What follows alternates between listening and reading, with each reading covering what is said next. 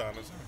Hi, I'm Alan Wirtz from Radio Go FM in Aarhus, Denmark, and we are so pleased to be here.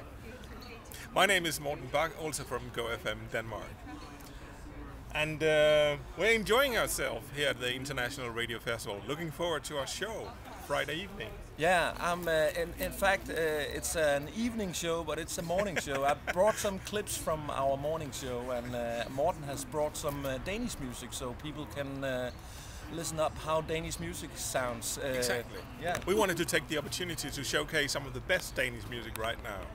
In As fact, also some, heard on some the radio in international Denmark. hits is coming as well, Yeah. so maybe you know them. Yeah. So look forward to it. And it's a great location. We're enjoying ourselves here and celebrating music radio as is the purpose, because we think music radio is very important still, especially from our side. As a local regional station. Yeah.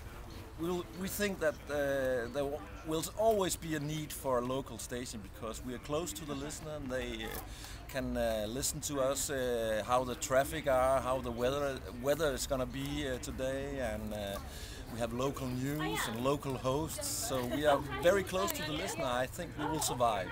Yeah, sure.